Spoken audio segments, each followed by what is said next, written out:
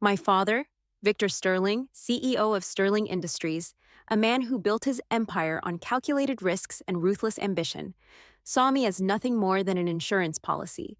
Isabel was the heir apparent, the golden child destined to inherit his throne. I was the spare, the afterthought, the one he kept tucked away, just in case. Elena, darling, my mother would say, her voice dripping with faux concern, why don't you try a little harder? Isabel manages to excel in both her studies and her social life. You simply must apply yourself. Such a disappointment, I'd hear her say, her carefully Botoxed brow furrowing in disapproval. She'll never be the asset Isabel is. Victor's disdain was even more blatant. Elena, he'd bark, his voice booming through the opulent study. Your quarterly report is abysmal. Isabel would have doubled these figures by now. Useless, he'd say, his eyes filled with a chilling indifference. She's a Sterling in name only. I excelled in my studies, mastering the intricacies of finance and business strategy. But my efforts were met with indifference, my accomplishments overshadowed by Isabel's every frivolous achievement. She was the social butterfly, the darling of the society pages, while I was relegated to the sidelines, a shadow in my own home. Then came the mistake, a critical error in judgment on Isabel's part, a risky investment that threatened to bring the entire Sterling empire crashing down. I saw it coming, the warning signs flashing like neon lights in the company's financial reports.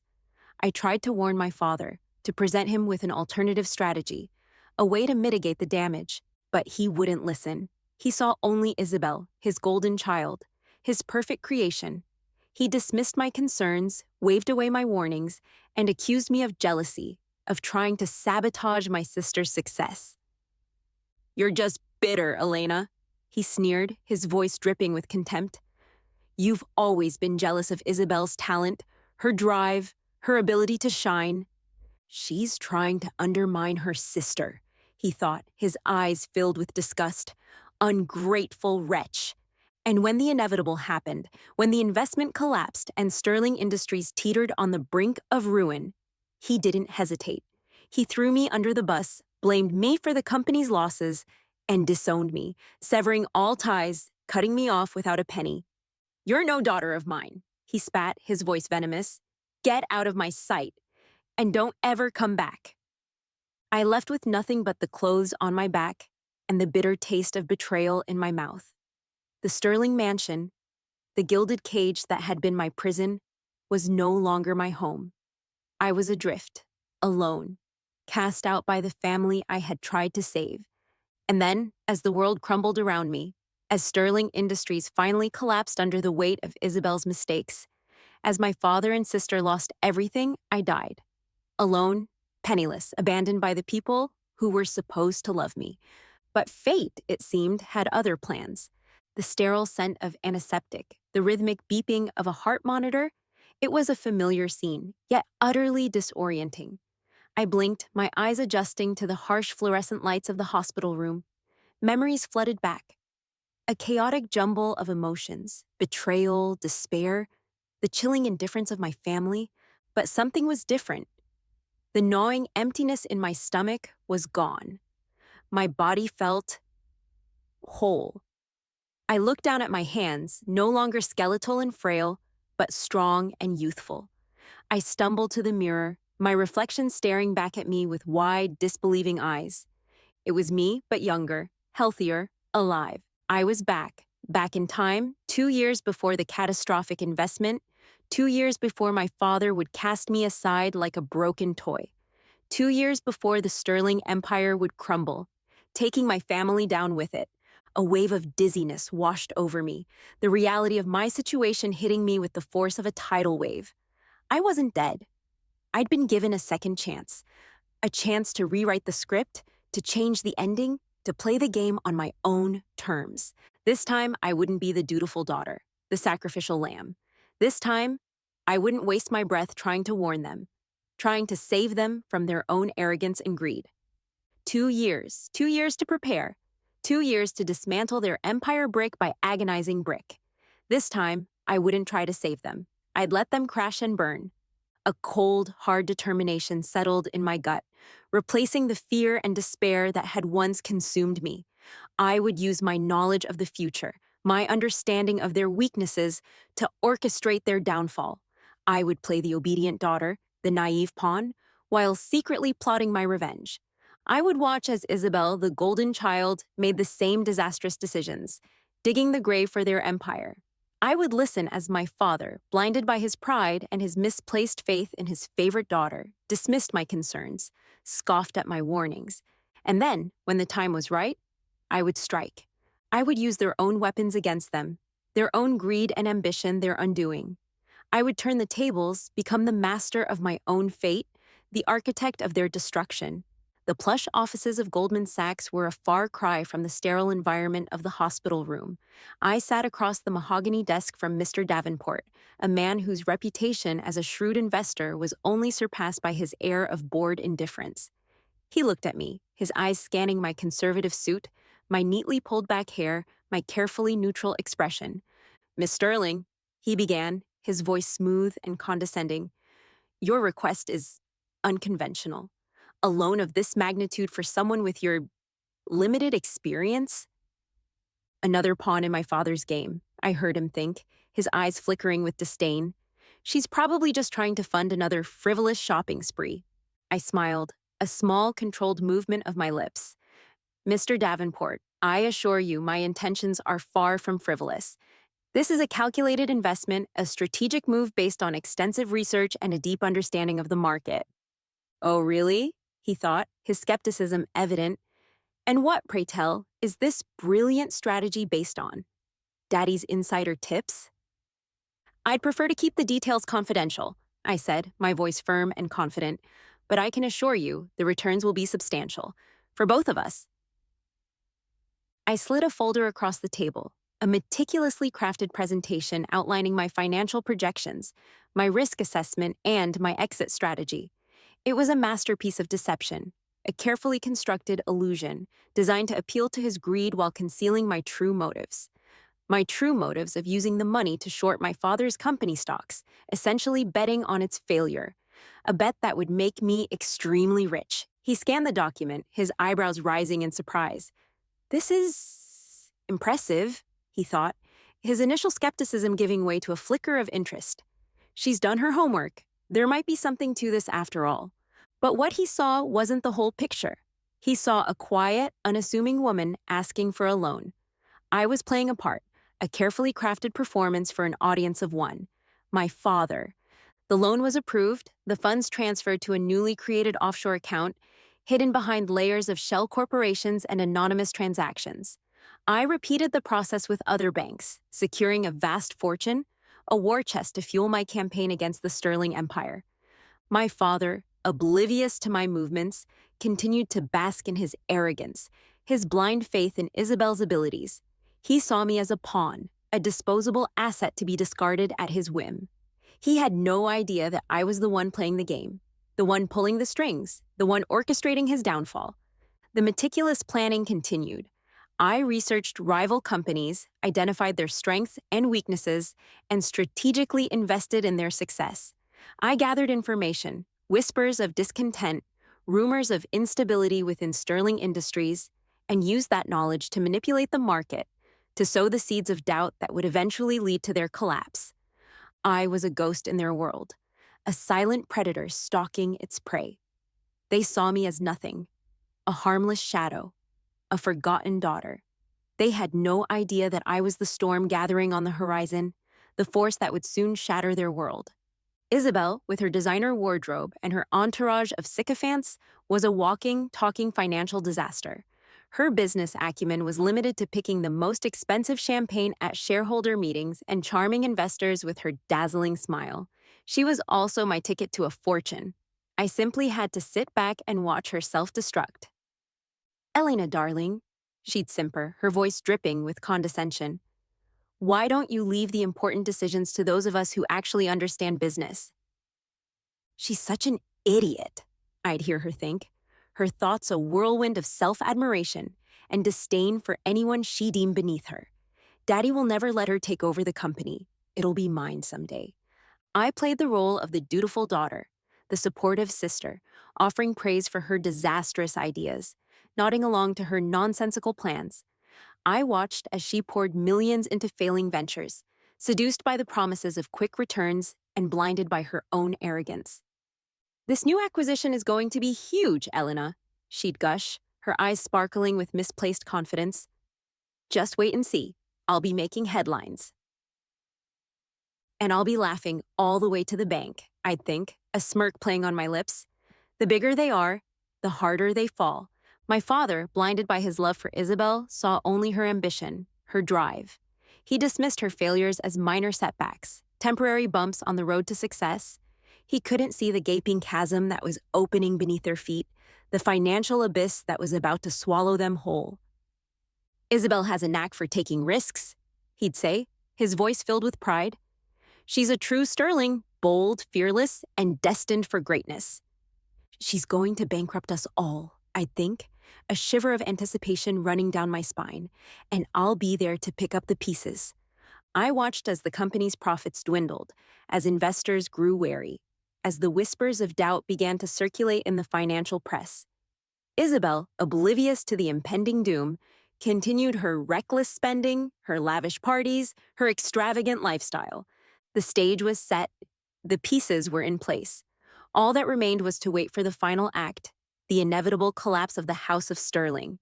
And I, Elena Sterling, the forgotten daughter, the discarded heir, would be there to witness it all.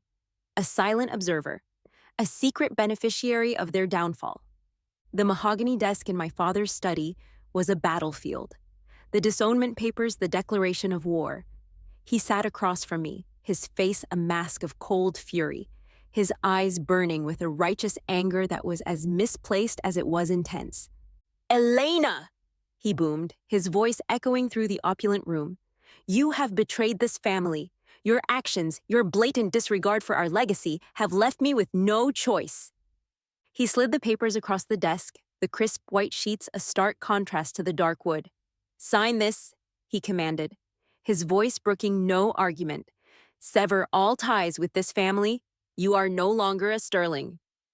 I looked at the document, the legalese swirling before my eyes. It was a finality, a severance, a complete and utter rejection, and yet I couldn't help but feel a flicker of amusement. He thinks he's punishing me, I thought, a smirk playing on my lips. He thinks he's leaving me with nothing. I let a single tear roll down my cheek, a carefully crafted display of hurt and betrayal. "Father," I whispered, my voice trembling, "how can you do this to me? I tried to warn you, to save the company." "Lies," he roared, slamming his fist on the desk. "You were jealous of Isabel. You wanted to see her fail. You wanted to destroy everything we've built." He's so predictable, I thought, my amusement growing. He can't see past his own delusions. I signed the papers, my hand steady, my resolve unwavering. The disownment was a formality, a theatrical gesture that meant nothing to me. I was already gone, already free. He watched me, his eyes filled with a smug satisfaction. He thought he was cutting me off, thought he was leaving me with nothing. He couldn't have been more wrong. As he signed the disownment papers, I was already counting my future millions. The loan I had secured, the investments I had made, the carefully orchestrated plan that was about to unfold, it was all falling into place. The Sterling Empire was about to crumble, and I, Elena Sterling, the disposable daughter, the forgotten heir, would be the one to profit from its demise. The irony was delicious, a sweet revenge served cold. I left the study, my head held high, my footsteps echoing through the silent mansion. The gilded cage was open, and I was finally free. The world was my oyster, and I, Elena Sterling, the woman they had discarded, was about to claim my pearl. The disownment was my liberation. Free from the suffocating confines of the Sterling mansion, I could finally move without constraint, my actions cloaked in secrecy, my motives hidden behind a veil of anonymity. While my family reveled in their ignorance, I was building my empire. My first move was swift and decisive. With the millions I had secured through loans and careful investments, I shorted Sterling Industries stock. It was a bold move, a calculated gamble against my own family, but I knew their weaknesses, their vulnerabilities. I knew their empire was built on a foundation of sand, ready to crumble at the slightest tremor. The initial investment was just the beginning. I diversified my portfolio, spreading my wealth across a network of shell corporations and offshore accounts, making my movements untraceable, my motives obscured. I became a phantom, a whisper in the financial markets, my influence growing with each passing day. While they were busy squandering their inheritance, I was building my own, quietly, discreetly. I was becoming a force to be reckoned with. I invested in rival companies, carefully selecting those poised to capitalize on Sterling Industries' inevitable decline. I funded their research, supported their expansion, and watched as their market share grew, slowly chipping away at my father's empire. I manipulated the market, spreading rumors, leaking information, creating ripples of doubt that eroded investor confidence in Sterling Industries. I watched as their stock price fluctuated, a heartbeat growing weaker with each passing day. And when the opportunity arose, I struck. I bought out struggling businesses, companies that had once been part of the Sterling Empire, now discarded and undervalued. I restructured them, streamlined their operations, and turned them into profitable ventures, adding to my growing wealth and influence.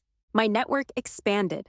I cultivated relationships with influential figures in the business world, people who saw me not as the disgraced Sterling daughter, but as a rising star, a shrewd investor with a Midas touch.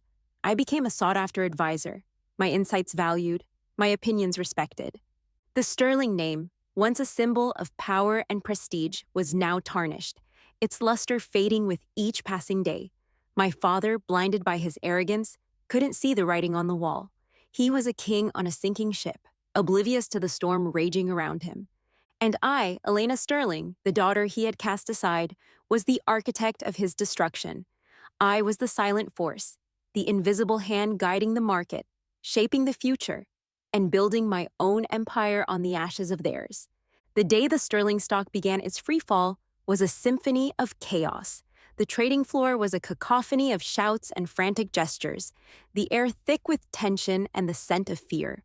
I sat in my private office, a world away from the pandemonium, a glass of champagne in my hand, my eyes glued to the stock ticker. Each plummeting point was a note in the symphony of their destruction. It was beautiful. The whispers had become a roar. The rumors I had planted, the seeds of doubt I had sown, had blossomed into full-blown panic. Investors, once eager to be associated with the Sterling name, were now scrambling to distance themselves, their confidence shattered, their portfolios bleeding red. My father, his face pale and drawn, was a general on a losing battlefield. He barked orders, issued press releases, and made desperate pleas to his dwindling allies. But the tide had turned. The Sterling Empire, once an unassailable fortress, was crumbling before his eyes. "We need to stabilize the stock," he roared, his voice hoarse with desperation. "Buy back shares, issue a dividend, do whatever it takes." Too little, too late, I thought, a smirk playing on my lips. The vultures are circling, and they can smell the blood in the water. Isabel, her designer clothes and forced smile doing little to hide her panic, was a shadow of her former self. The golden child, the heir apparent, was now facing the consequences of her incompetence, the reality of her own impending ruin. "This can't be happening," she whimpered, her voice cracking. "Daddy, we have to do something." "You should have listened to me," I thought, a flicker of satisfaction in my eyes. "But you were too busy playing princess to pay attention to the real world." The stock ticker continued its relentless descent, each drop a hammer blow to their dwindling fortune. I watched, mesmerized, as their empire crumbled, their legacy reduced to a series of numbers on a screen. And then, when the time was right, I made my move. I cashed out my short positions, reaping a fortune from their misfortune. The millions I had invested, the seeds I had sown, had blossomed into a harvest of wealth and power. The Sterling stockade, once a symbol of their dominance, was now a graveyard of their ambition. And I, Elena Sterling, the daughter they had discarded, was the sole inheritor of their downfall. Isabel's world was collapsing. The designer clothes, the lavish parties, the adoring fans, all gone. She was just a spoiled brat facing the consequences of her own stupidity. The mansion, once a playground for her whims, now echoed with the silence of their dwindling fortune. The servants, once eager to cater to her every desire, had disappeared, replaced by debt collectors and auctioneers. The laughter and music that had once filled the halls were replaced by the hushed whispers of creditors and the clatter of moving vans. "This isn't fair!" she'd shriek, her voice raw with panic. "I don't deserve this. It's all Elena's fault." "She's the one who should be suffering," she'd rage internally, her thoughts a maelstrom of envy and resentment. "She's the one who should be losing everything." But Elena, the sister she had always dismissed, the one she had ridiculed and belittled, was now living a life of luxury, her name whispered in the highest circles of power and wealth. Isabel, meanwhile, was drowning in debt, her reputation in tatters, her future uncertain. The social invitations dried up. The fawning friends disappeared. The designers who had once clamored to dress her now turned their backs, their loyalty as fleeting as the trends she had so desperately tried to emulate. She was alone, adrift in a world that no longer recognized her, a fallen princess stripped of her crown and her kingdom. The consequences of her incompetence, her arrogance, her blind faith in her own superiority were finally catching up with her. "Daddy," she'd plead, her voice cracking with desperation, "you have to fix this. You have to make it all go away." But her father, his own world crumbling around him, had no answers, no solutions. He was a broken man, his spirit crushed by the weight of his own mistakes, his legacy tarnished by his daughter's incompetence. Isabel's implosion was a spectacle, a public display of the consequences of entitlement and unearned privilege. She was a cautionary tale, a reminder that the house of cards built on vanity and delusion could collapse at any moment. And as I watched her fall, I couldn't help but feel a flicker of satisfaction. It wasn't just about revenge, not anymore. It was about justice. It was about the restoration of balance, the righting of wrongs. It was about the triumph of the underdog, the rise of the forgotten daughter. Isabel's downfall was a necessary step in my own ascent. Her destruction paved the way for my own empire, my own legacy. And as I watched her fade into obscurity, I knew that my time had come. The man who stood before me was a ghost of his former self. Gone was the imperious CEO, the titan of industry who commanded boardrooms and brokered deals with the confidence of a king. In his place stood a shell, a man broken by his own hubris, his eyes hollow, his shoulders slumped, his voice a mere tremor of its former boom. "Elena," he croaked, his hand outstretched in a plea for mercy, I need your help." The arrogance was gone, replaced by desperation. He came crawling back, hoping I'd still be the dutiful daughter, ready to bail him out, to forgive and forget the years of neglect and the ultimate betrayal. He couldn't have been more wrong. I looked at him, my expression unreadable, my heart a block of ice. The years of resentment, the pain of his disownment, the memory of my lonely death, it all rose to the surface, a tidal wave of bitterness threatening to consume me. "Help?" I echoed, my voice laced with a chilling indifference. "You want my help? The daughter you cast aside? The one you deemed worthless? A failure? A stain on the Sterling name?" He flinched, his eyes darting away, unable to meet my gaze. I made a mistake, Elena," he stammered, his voice cracking. "I was wrong. I see that now." "Now?" I thought, a bitter laugh escaping my lips. "Now when you have nothing left to lose? Now when your precious Isabel has failed you?" Isabel, her face contorted with a mixture of fury and disbelief, stood behind him, her eyes burning with resentment. "Daddy?" she hissed, her voice laced with venom. "How can you beg her for help after what she did, after she stole everything from us?" "Stole?" I thought, my amusement growing. She still doesn't understand. She still thinks she's entitled to everything, even the consequences of her own actions. "Silence, Isabel!" Victor snapped, his voice regaining a hint of its former authority. "This is between Elena and me." He turned back to me, his eyes pleading. "Elena, please," he begged. "I'll do anything. Name your price. Just save us." I looked at them, at the broken man and the spoiled princess, their world crumbling around them, their pride shattered, their future uncertain. And in that moment, I realized that my revenge was complete. They were already vanquished, defeated by their own arrogance and greed. "There's nothing left to save," I said, my voice cold and final. You made your choice, Victor. Now you have to live with it. My father's pleas were a broken record, a litany of regret and remorse that echoed through the sterile confines of my office. He knelt before me, his once proud head bowed, his voice choked with emotion. Elena, my darling girl, he sobbed. Please forgive me. I was blind, foolish. I didn't see your worth, your strength. I cast you aside like a fool. And now I'm paying the price. Isabel stood beside him, her face a mask of fury and disbelief. Get up, Daddy, she hissed, her voice laced with contempt. Don't grovel at her feet. She doesn't deserve your apologies. I watched them, my expression impassive, my heart a cold, hard stone. The years of neglect, the sting of his betrayal, the memory of my lonely death. It all swirled within me, a maelstrom of emotions that threatened to overwhelm me. But I wouldn't give them the satisfaction. I wouldn't let them see my pain, my anger, my vulnerability. I looked at him, at the man who had discarded me so easily and felt nothing. He was a stranger, a relic of a life I no longer recognized. The father I had once longed for, the love I had craved. It was all gone, replaced by a vast emptiness, a chilling indifference. Get up, Victor, I said, my voice flat, devoid of emotion. Your theatrics are tiresome.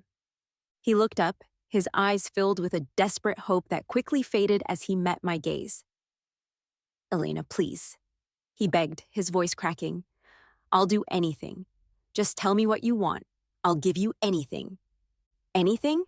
I echoed, a flicker of amusement in my eyes. Even your precious company? Even your legacy? Even your pride? He hesitated, the offer dying on his lips. He couldn't bring himself to say the words, to admit his complete and utter defeat. Isabel, however, had no such qualms. Don't you dare, Daddy! She shrieked, her voice laced with panic.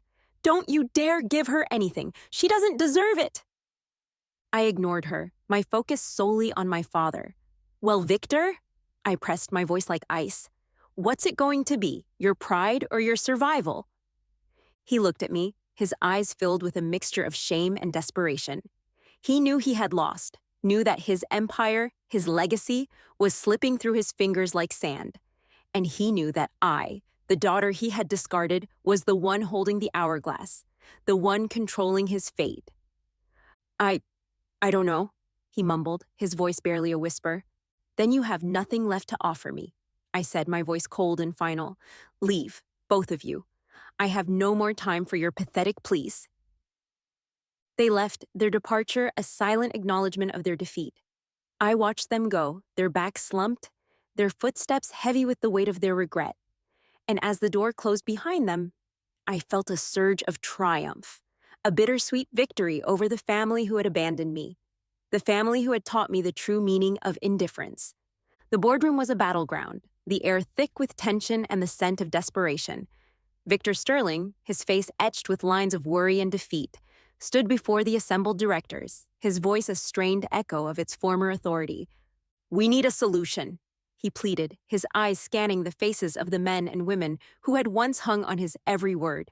Sterling Industries is on the brink of collapse. We need a miracle. A nervous silence filled the room. The directors, once eager to align themselves with the Sterling name, now shifted uncomfortably in their seats, their eyes darting away, their confidence shaken. Then the doors burst open, and I walked in. Heads turned, whispers erupted, and a collective gasp filled the room. I ignored them, my gaze fixed on my father, a smirk playing on my lips. I believe I have a solution, I announced, my voice calm and confident, a stark contrast to the panic swirling around me. Victor stared at me, his eyes widening with surprise and a flicker of hope.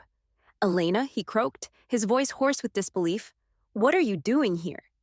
Saving the company, of course, I replied, my voice dripping with irony. Or rather, what's left of it? I took a seat at the head of the table, the seat that had once been his, the seat that was rightfully mine. The directors, their faces a mixture of confusion and awe, watched me with a newfound respect. Victor, I said, my voice cutting through the silence. You offered me a stake in the company, a lifeline, you called it, a chance to return to the fold, to reclaim my rightful place in the Sterling legacy. He nodded eagerly, his eyes filled with a desperate hope. Yes, Elena, he said, his voice trembling. Anything. I'll give you anything you want. Anything? I echoed, my voice laced with amusement. Even control? Even the power to dismantle everything you've built? His face fell, the realization dawning on him. He thought he was offering me a lifeline. He didn't realize I was the one holding the scissors, ready to cut the cord. You see, Victor, I continued, my voice rising, I don't need your handouts. I don't need your scraps. I've built my own empire, my own fortune. And I've done it without you, without your name, without your legacy. I paused, letting the weight of my words sink in. The directors, their eyes wide with shock, exchanged nervous glances. Victor, his face pale and drawn, looked like a man who had just been dealt a fatal blow. I own the majority of Sterling Industries, I announced, my voice ringing through the room. I bought it piece by piece, through shell companies and anonymous transactions. You were so busy clinging to your crumbling empire that you didn't even notice. A collective gasp filled the room.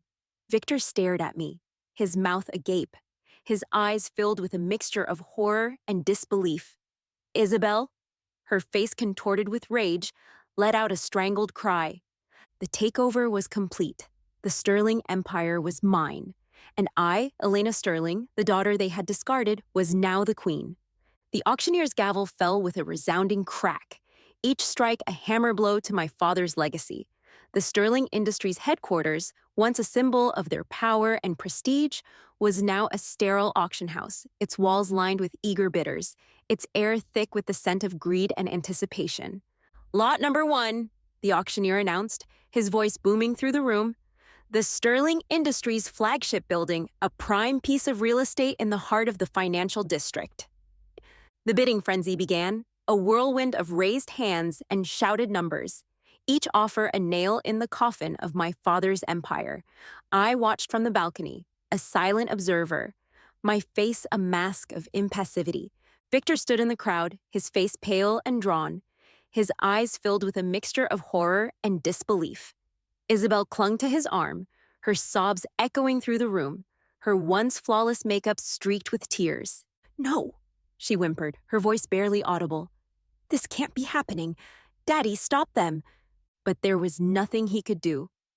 The empire he had built, the legacy he had cherished, was being dismantled before his eyes, piece by piece, sold to the highest bidder. Lot number 2, the auctioneer continued, his voice relentless. The Sterling Industries manufacturing plant, a state-of-the-art facility with a proven track record of success. The bidding war intensified, fueled by the desperation of rival companies eager to capitalize on the Sterling downfall. I watched as familiar faces, CEOs of companies I had secretly supported, raised their paddles, their eyes gleaming with triumph. Lot number 3, the auctioneer announced, his voice rising with excitement. The Sterling Industries patent portfolio, a treasure trove of intellectual property with the potential to revolutionize entire industries.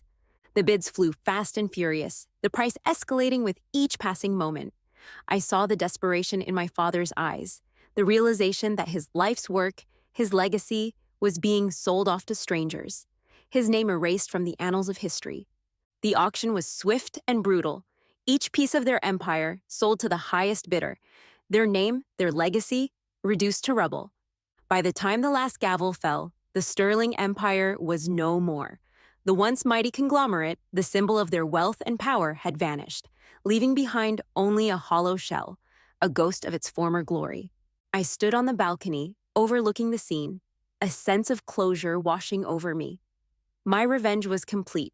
The auction hall was empty now, the echoes of the gavel and the frantic bidding fading into an eerie silence. Dust motes danced in the shafts of sunlight filtering through the high windows, illuminating the emptiness where a dynasty had once stood. I walked away, my heels clicking on the marble floor, each step a resounding declaration of victory.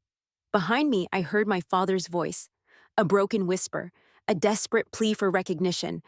Elena, wait, please! His cries echoed in the empty halls, a pathetic symphony of regret. I didn't turn back. He was nothing to me. Less than nothing. He had made his choice years ago, when he chose Isabel over me, when he sacrificed me to protect his precious golden child.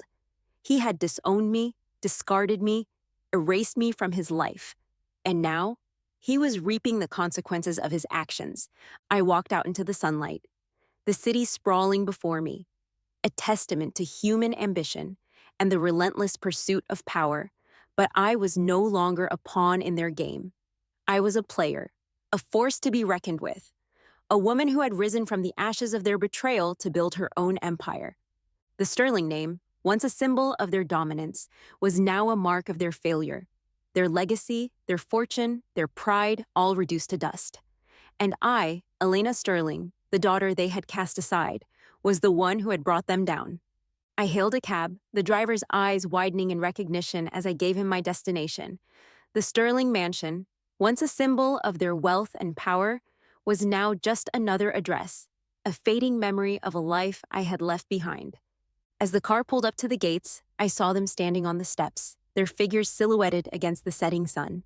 Victor, his shoulders slumped, his face etched with despair. Isabel, her eyes red-rimmed, her once proud posture broken. They watched as I stepped out of the car, my head held high, my eyes filled with a cold, hard determination. I didn't acknowledge them, didn't offer a word of comfort or condemnation. They were irrelevant, ghosts of a past I had finally conquered. I walked past them, my heels clicking on the pavement, the sound a final punctuation mark on their downfall. The gates closed behind me, shutting them out, shutting them off, erasing them from my life. I was Elena Sterling, the untouchable, the woman who had risen from the ashes, the one who had played the game and won. And as I walked away from the ruins of their empire, I knew that my future was limitless, my power absolute. The Sterling name was dead. Long live Elena Sterling.